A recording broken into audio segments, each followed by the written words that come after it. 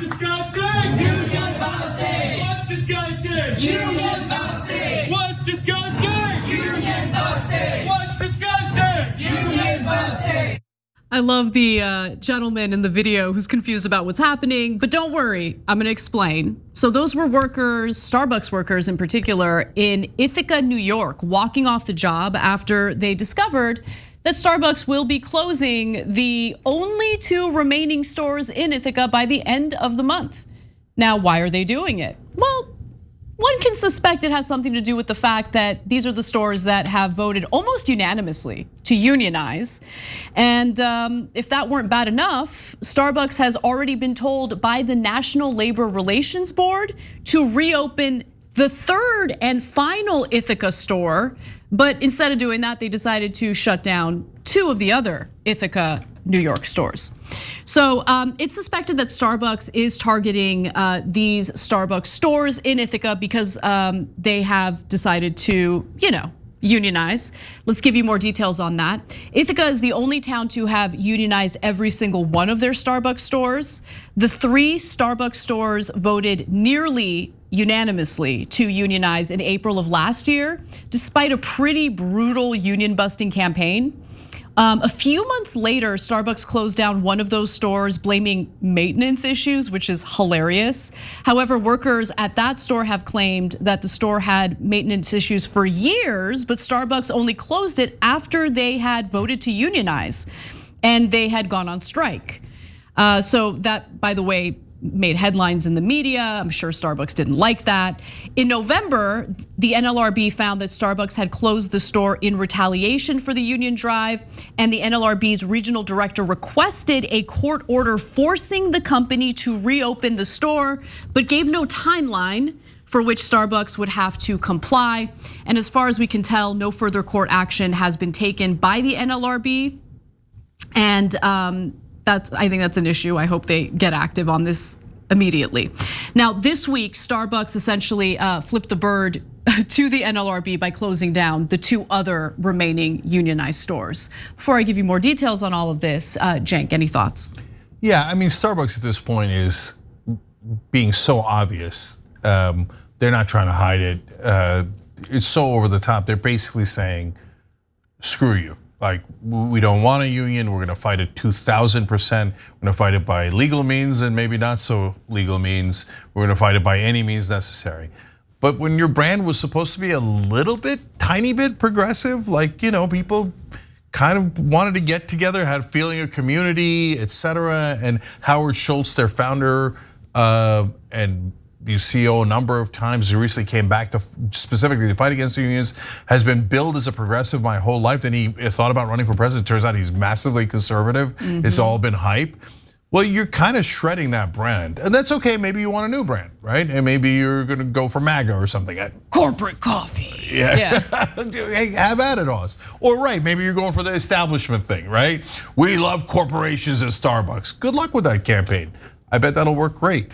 So let's hear a little bit from the workers over at Ithaca. So according to one local Starbucks barista by the name of Ella Mae Robinson, the corporate representatives told workers that the store would be closing due to decreased sales and understaffing.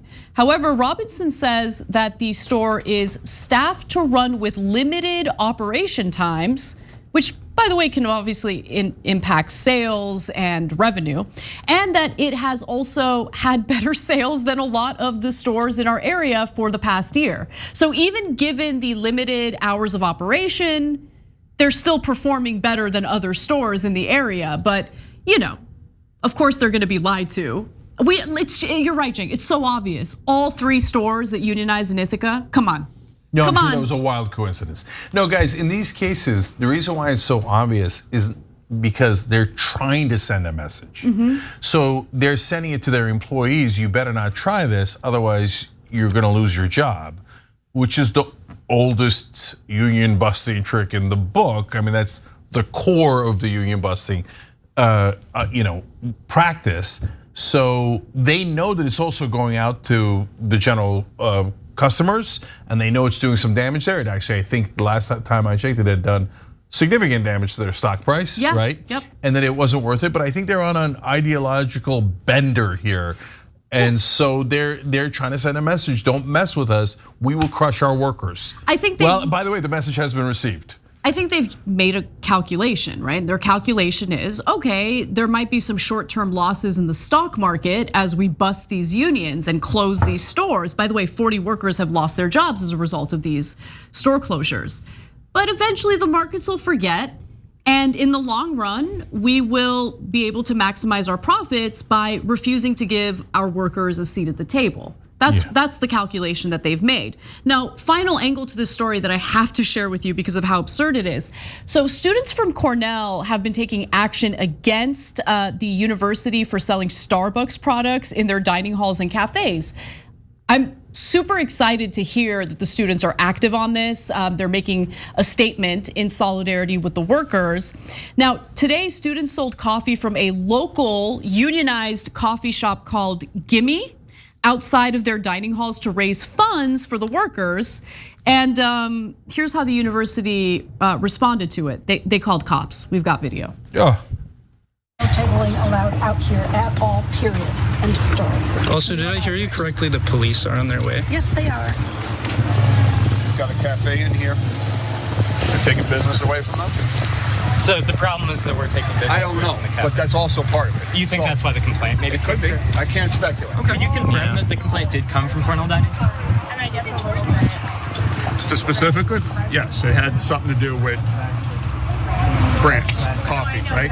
Yeah, we think it's pretty clear that Cornell Just Dining the had way- an issue with selling coffee outside, and that was the impetus for the claim. Sure. Pretty much. We're a union as well, so trust me, we understand what's going on with this. I mean, cops do love their unions. Yeah. So who knows? I mean, that was classic late stage capitalism. Totally. Where they call the cops to arrest people for taking business away from a corporation. Is that a crime now? Are we gonna start getting arrested? You didn't shop enough and you didn't pay a high enough price for this product, that's why you're under arrest. I mean, this is insane, right? So look, they're like, oh, you're providing an alternative. Wait a minute, wasn't that supposed to be capitalism? So late stage capitalism isn't actually capitalism, it's corporatism, where corporations have won, they're machines that have taken over our society, and they say, no, we don't even believe in competition or free markets. We crush those, we crush our employees, we crush our customers, and then we call the cops on you if you complain. So this is outrageous. By the way, you want an alternative, twostrongcoffee.com/TYT, okay? It's a progressive brand, it's organic and fair trade. There you go, Starbucks, enjoy that. I can't believe I didn't make that plug in these 1,000 Starbucks stories we made. Okay. I want to challenge you a little bit on that competition is capitalism angle. Let's talk about that in the bonus episode. For our members. Drums in the bonus episode. By the way, I still call myself a capitalist, but like I said, late stage capitalism is not capitalism, it's corporatism. Do you live your life like a capitalist every single day, Cenk? No, I do not, unfortunately. TYT.com/join to become a member in case you're not a member and you're interested in I don't know if it's gonna be a debate. I have some difficult questions I want to ask. Difficult questions are going to be answered by me in the postgame. I think you guys will like it. More capitalism, hit the join button below the video on YouTube if you want to become a member. Look, last thing I'll say, capitalism doesn't mean you have to crush everyone. They're just choosing to do that. And so Starbucks has huge profits. They're not teetering on the edge or anything like that. This isn't the steel industry in its worst situation. No, they had a perfectly healthy business there right now, purposely like almost trying to destroy themselves because of this ideological situation that they're in. And then, so the question is whether they're gonna get away with it. And that question is whether customers remember or not. And so I'm asking you to remember. And what I'm doing now, this is a new philosophy on and policy on my part. Instead of boycotting things, I'm shadow banning them. Okay, so right away, there you go, there's a shadow ban, okay? So if I've got a choice of different places to drink coffee, I'm not gonna choose Starbucks anymore, okay? I'm gonna choose something else. By the way, that's called capitalism, live with it. Thanks for watching The Young Turks, really appreciate it. Another way to show support is through YouTube memberships. You'll get to interact with us more. There's live chat emojis, badges. You've got emojis of me, Anna, John, JR, so those are super fun. But you also get playback of our exclusive member-only shows and specials right after they air. So all of that, all you gotta do is click that join button right underneath the video. Thank you.